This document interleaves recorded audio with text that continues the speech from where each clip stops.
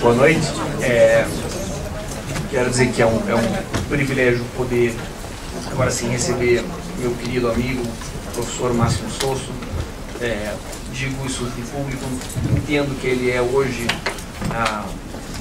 uma referência fundamental, central, essencial da criminologia crítica mundial. Não tem por que dizer latino-americana como uma espécie de apologia, no sentido na América Latina, não, no mundo mesmo. A capacidade que ele teve não só de construir laços para poder explorar o campo criminológico com a mesma estatura, sem nenhum complexo latino-americano típico de subserviência ou colonialismo, e hoje ele é reconhecidamente no mundo a grande referência da criminologia na América. Certamente na América do Sul ele é a cabeça de ponte, o ponto central, o fundamento que vai construir outros laços em criminologia. São elogios sinceros, não protocolares, mas porque as pessoas sabem como eu batalhei para conseguir te trazer aqui, com a ajuda da sempre beligerante parceira Escola da Defensoria Pública do Estado de São Paulo. E eu preciso dizer isso, né?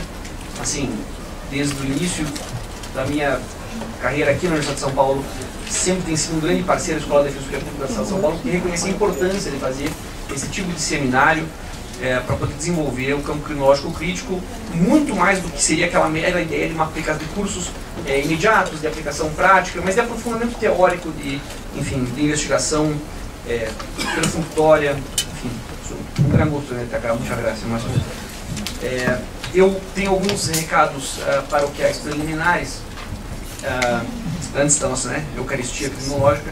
Eu quero avisar que nós temos mais uma jornada, mais um seminário programado já próximo. Nós vamos ter o professor Sérgio Lessa no final de outubro para falar sobre Georg Lukács e os fundamentos ontológicos da violência do Estado. Um seminário que eu estou particularmente muito ansioso. Mas entre eles a gente vai ter um seminário mais curto de 2 dias chamado Culpa, Responsabilidade e Julgamento, agora previsto para o dia 1º e 2 de outubro. Para facilitar quem tiver interesse, eu imprimi algumas inscrições. Então, para que vocês não tenham que ir até o departamento, veja que privilégio. As pessoas que estão aqui quiserem assistir, é claro que tem aquela advertência, você sabe, mas quando eu faço os cursos é assim. Se você se inscrever e não vier, você nunca mais participa. E as pessoas sabem que é verdade que tem uma lista lá de proibidos, né, de frequentar, e vocês vão parar na lista e nunca mais. Por quê? Porque é dinheiro público. E a gente não brinca com dinheiro público, né? Se fosse cobrado ou se fosse patrocínio, a gente faria diferente. Então eu vou passar essa pastinha com algumas inscrições. Quem quiser, não estão as datas aqui, então tentem lembrar de memória antes de se inscrever para não correr o risco. 1º e 2 de outubro, nos mesmos horários, manhã e noite. Vai ser com o professor Jacinto Nelson Miranda Coutinho, a professora Maria Francisca Coutinho e o professor Mauro Mendes Dias. E qual que é o tema disso? É um livro escrito pelo Karl Jaspers, em 1945, sobre a questão da culpa e o nazismo. É um trabalho interessantíssimo, na qual ele pensa como é que o Estado alemão pode definir a culpabilidade de alguém, considerando que eles produziram o Holocausto. Então, como é que a Alemanha vai censurar os seus cidadãos se eles se estruturam um Estado sobre o ressentimento de uma culpa monumental, né? E eu acho que isso permite muitos paralelismos com o Brasil contemporâneo, né? Como a gente castiga alguém hoje sabendo que as nossas prisões são o que são, sabendo que existe um homicídio sistemático de pessoas na guerra às drogas. Quer dizer, a falta, talvez, dessa crise moral no sistema criminal brasileiro não produz, talvez, o nível de consciência que a gente espera que os operadores desse sistema deveriam ter.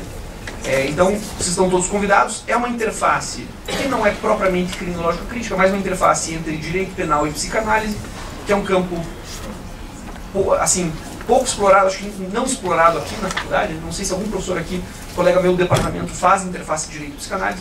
É uma iniciativa que a gente propõe.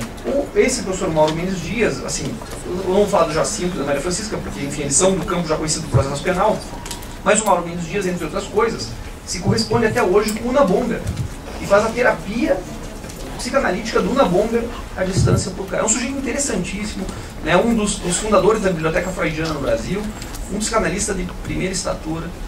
valeria muito a pena vir para esse seminário passa a ser doar. Para quem é meu aluno de pós-graduação, está passando a lista de presença da pós-graduação, certo? Para conferir se vocês estão todos aqui. Eu não tenho que reprová-los por falta. Isso é uma severidade? Você vira um pantenalismo. Abolicionista da ONU.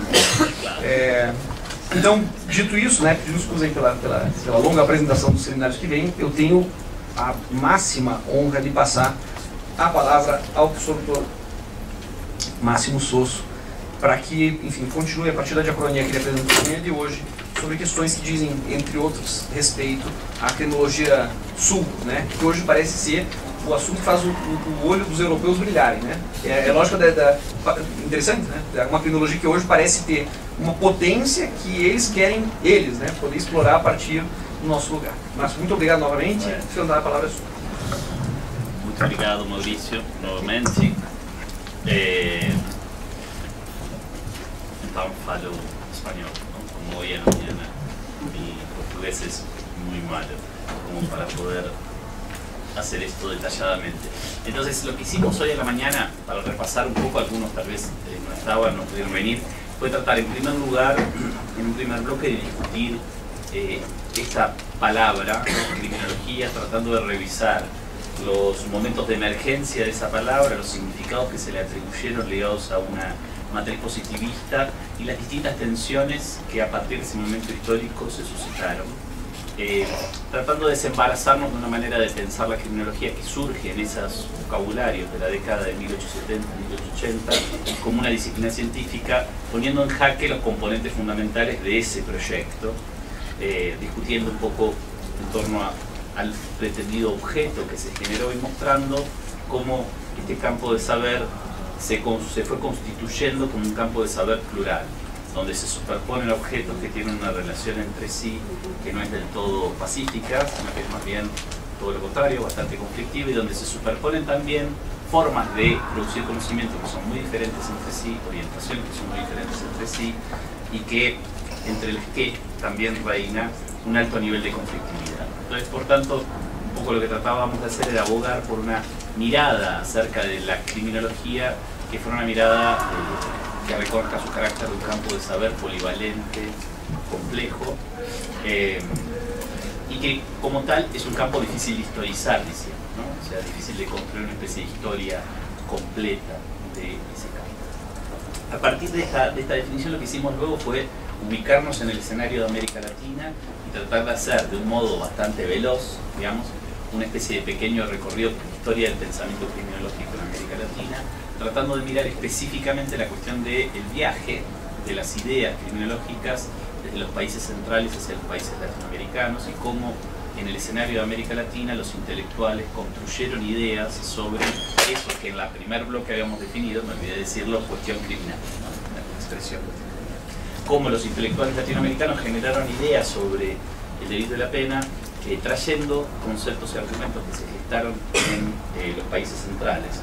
Y tratamos de ver cómo desde la década de 1970 en adelante, en el marco del surgimiento de perspectivas críticas en el campo criminológico en América Latina, se leyeron esos viajes en el pasado en relación con una imagen del pasado criminológico que buscaba generar una especie de parteaguas entre el hoy y el ayer, y en ese ejercicio del parteaguas se construyó una imagen de esos viajes del pasado como procesos de adopción acrítica, de consumo poco digerido, etc. Discutimos un poco eso en detalle y tratamos de luego avanzar a mostrar algunas historias dentro de la historia del pensamiento criminológico en América Latina, de la vieja criminología, o sea, esa criminología precedente a la década de 1970 de la que hablamos, en los cuales ese tipo de lectura de los procesos de importación como mera traslación, trasvase o transposición no eran demasiado adecuados. Mostramos cómo a través de esos ejemplos, íbamos a hacer 4, hicimos solo 2,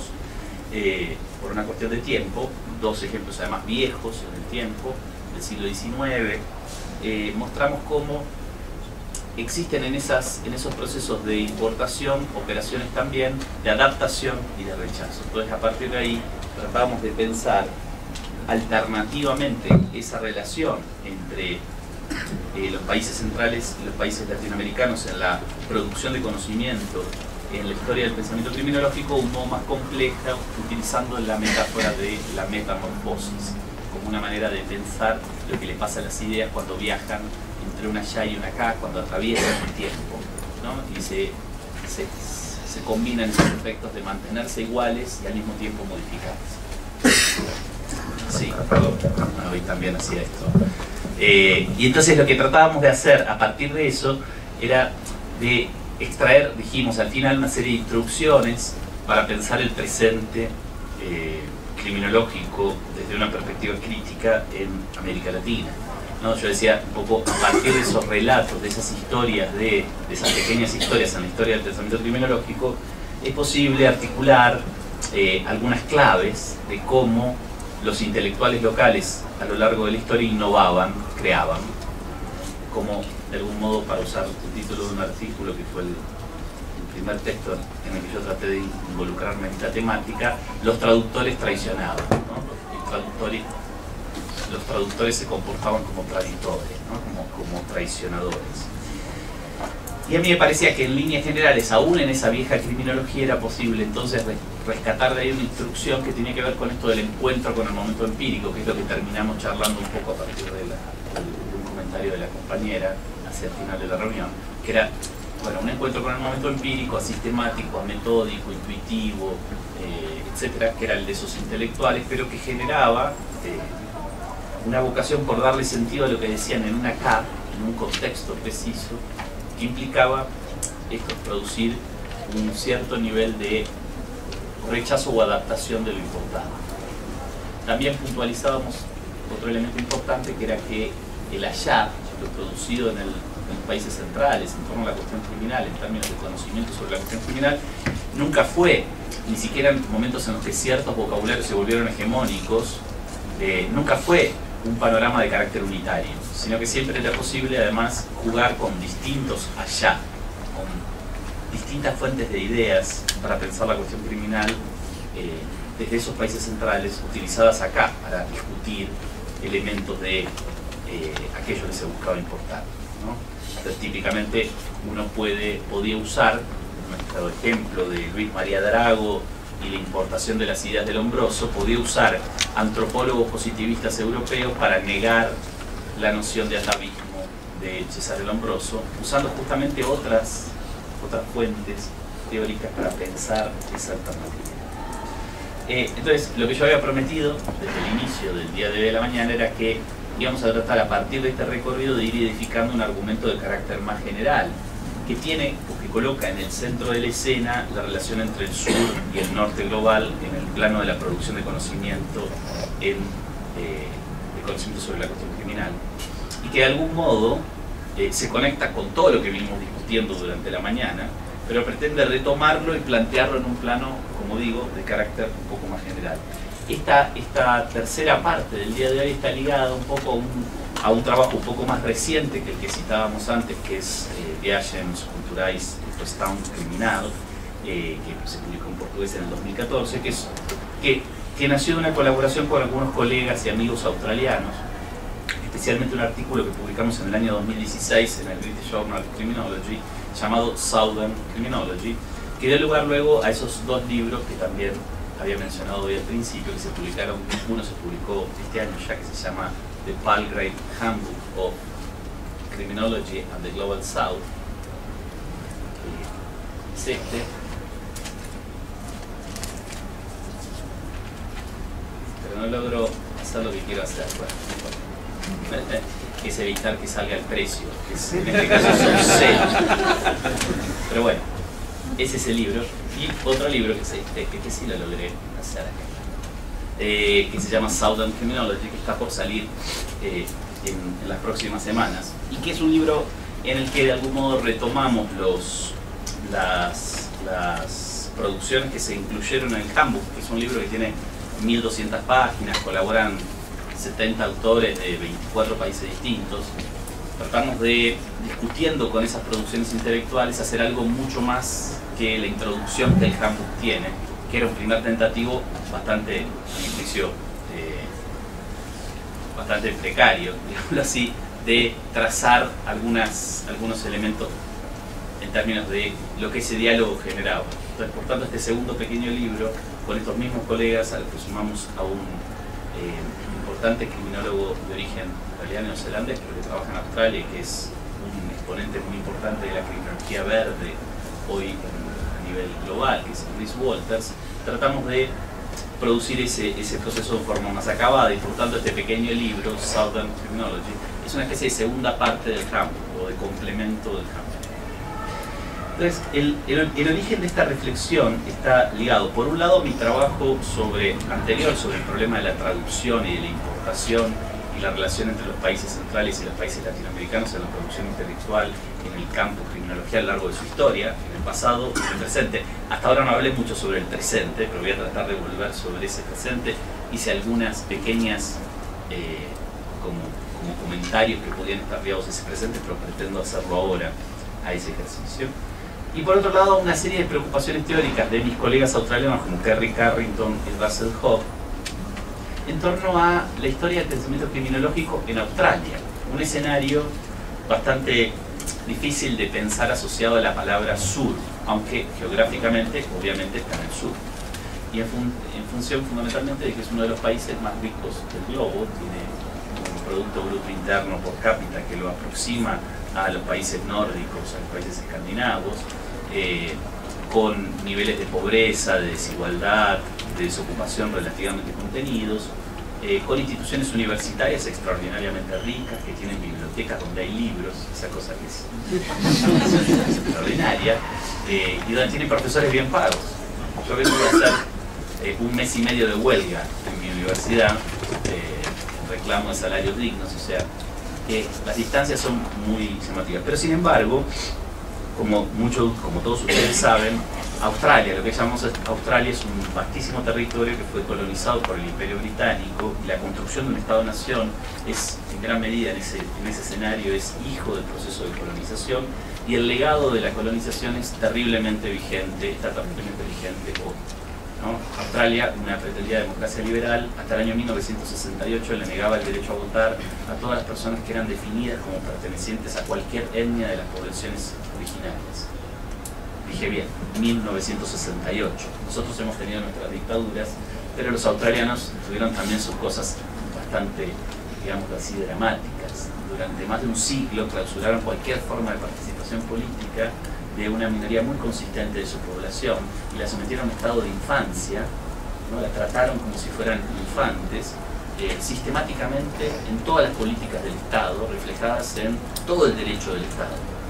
Entonces ese legado colonial, terriblemente fuerte e impresionante, genera una serie, digámoslo así, de puntos de contacto, atravesando las miles de diferencias que existen, con otros contextos que mucho más frecuentemente asociamos con la idea del sur global. Pero yo voy a volver sobre este problema de qué demonios hablamos cuando hablamos del sur global, porque es realmente un problema conceptual muy interesante, se presta a muchísimos malentendidos y también se presta a muchas manipulaciones. Entonces voy a tratar de producir algunas clarificaciones sobre cómo nosotros hemos tratado de lidiar con esta expresión a lo largo de nuestro trabajo en estos 2 años. Pero la primera cosa que pretendo decir es que el proyecto de una criminología del sur no busca generar de ningún modo un nuevo tipo de criminología, ¿no? Si uno hoy se enfrenta con la tarea dificilísima de construir un mapa de este campo de saber complejo y polivalente, se encuentra con un montón de adjetivos que califican la expresión criminología para definir tendencias o tradiciones intelectuales en su interior. Fíjense que esto es tan frecuente que incluso sucede en el campo de la otrora denominada criminología crítica, ¿no? Cuando, volviendo a ese momento que antes visitamos hoy a la mañana, cuando nace o emerge la expresión nueva criminología, criminología radical, criminología crítica, siempre esa expresión se construyó en singular, ¿no? Había una nueva criminología radical, una criminología crítica. Pero muy rápidamente, en el mismo debate intelectual que esa apuesta generó en los países centrales, desde la década del 70 en adelante, aparecieron distintos estilos de criminología que reivindicaban ser igualmente críticas, igualmente radicales e igualmente nuevas, y muchas de esas adjetivaciones aún hoy están presentes en el debate intelectual contemporáneo. Entonces hay criminólogos realistas de izquierda, hay criminólogos feministas, hay criminólogos postestructuralistas, hay criminólogos marxistas, neomarxistas, postmarxistas, hay criminólogos del daño social, hay... y sigue, la lista sigue. Entonces, si hay algo que este trabajo no pretende hacer es eso, no pretende construir una nueva brand de criminología a la cual habría que adherir y que podría constituir una especie de identidad, una nueva identidad agregar al elenco casi interminable de criminologías críticas. No pretende hacer eso, sino que lo que pretende hacer es colocar en el centro de la escena el problema de la desigualdad en la producción de conocimiento entre el norte y el sur, el centro, la semiperiferia y la periferia a nivel global. Y trasladar ese problema de la desigualdad en la producción de conocimiento a el campo criminológico en particular. Uno de los puntapiés iniciales de la elaboración de este debate, en nuestro primer artículo del año 2016, es el diálogo con una intelectual muy importante en el mundo de las ciencias sociales, en particular en el mundo de la sociología, que es Raewyn Connell, que publicó en el año 2007 un libro llamado Southern Theory. De algún modo, la lectura de ese libro fue el primer puntapié inicial del debate acerca de las posibilidades de discutir ideas como las que Raewyn Connell planteaba sobre las ciencias sociales en general y la sociología en particular para el caso de la criminología.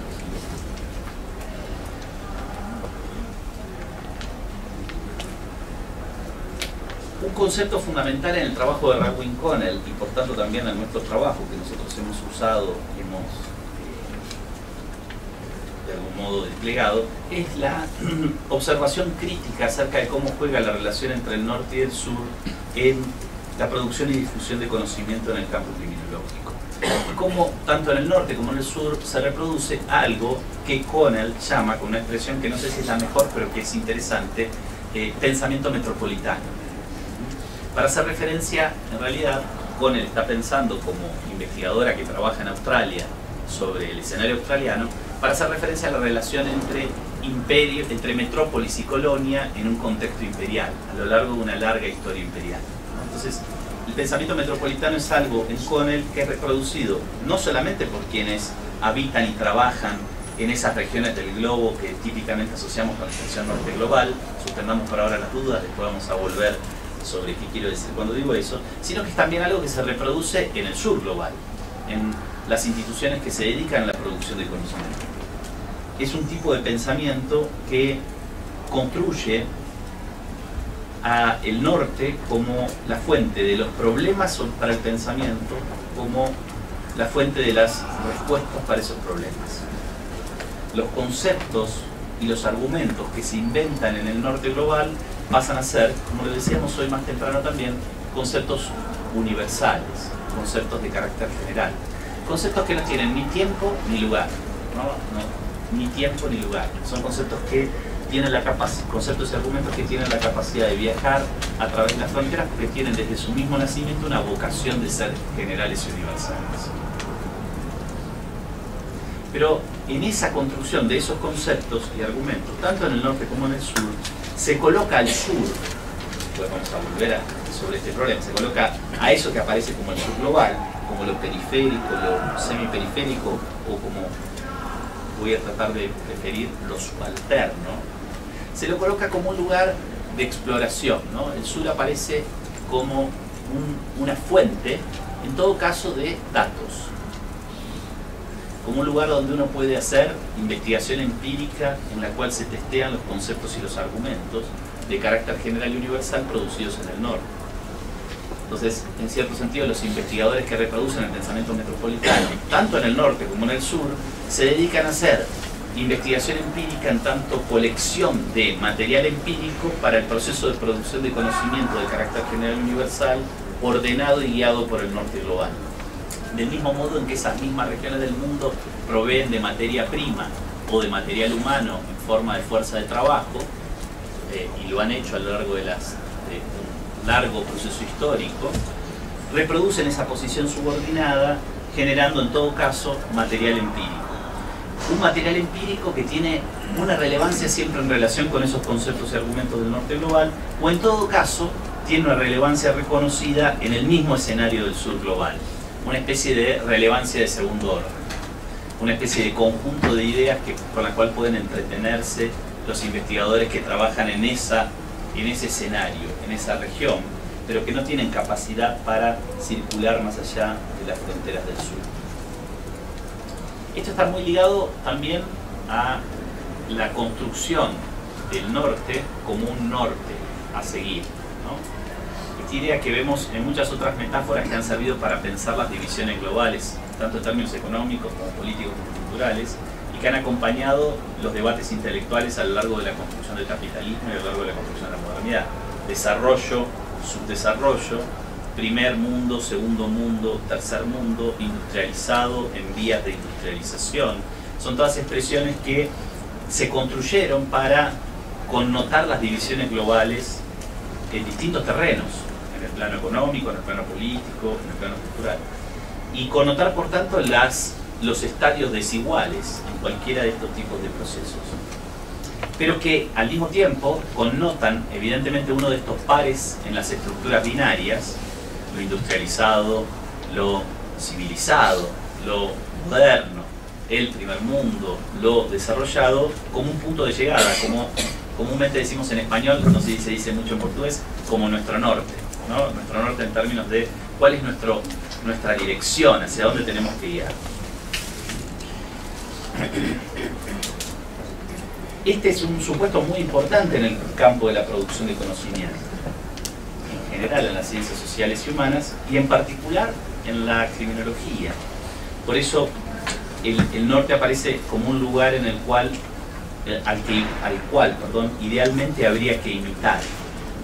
Y por eso, bueno, en estas relaciones fuertes de dependencia entre norte y sur en el campo de la producción de conocimiento, esta larga lista de experiencias de dependencia que podríamos elencar cualquier investigador que trabaje en este campo de estudios como cualquier otro de las ciencias humanas y sociales, ¿no? El sueño del investigador del sur global de poder hacer una estadía larga de estudios de posgrado en el norte global.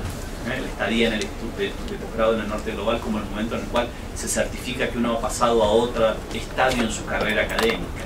El retorno a su lugar de origen con ese título obtenido en ese otro lugar como un símbolo de distinción. La producción de textos en esas lenguas consideradas lenguas civilizadas, que no son ni el español ni el portugués, sino que son el inglés, antes el francés o el alemán, no, y en cierta medida el francés o el alemán. Entonces volver con esos textos a la audiencia local como un gesto extraordinariamente significativo, algo que ustedes podrían mirar críticamente en el hecho que yo les estoy presentando aquí un par de textos en inglés, ¿no? Digamos, en una serie de dinámicas en las cuales la dependencia se revela, se expresa. En esa serie de dinámicas el imitar a ese norte aparece como un componente fundamental en la producción de conocimiento científico, reforzando una jerarquía. Este es un componente que es fundamental en esta contribución al debate. Digamos. Lo que nos interesa a nosotros es poner en cuestión una jerarquía que es dada por descontado. Una jerarquía en la forma de producir conocimiento en el campo criminológico, pero más en general en las ciencias humanas y sociales, entre regiones del mundo, entre también tradiciones culturales, que edifica un nivel de desigualdad extraordinario en donde el sur global aparece integrado verticalmente en el globo de la producción de conocimiento y nunca integrado horizontalmente. Entonces, en ese sentido, lo que busca hacer es, y por eso decimos que introducir la idea de una criminología del sur en el debate criminológico contemporáneo, lo que busca hacer es también no solamente un proyecto de carácter teórico y empírico, un proyecto científico, también un proyecto de carácter político, que busca revelar estos determinantes políticos en la producción de conocimiento, discutirlos, ponerlos en jaque. Implica poner en jaque también esa jerarquía. Esas ideas del norte que circulan en el pensamiento criminológico desde el siglo XVIII en adelante, en la lenta, como decíamos hoy a la mañana, compleja construcción del campo criminológico, una lenta y compleja construcción que tiene o admite un montón de variantes y de pluralidades, pero que no ha sido rota por el surgimiento de una nueva criminología, una criminología radical o una criminología crítica. Música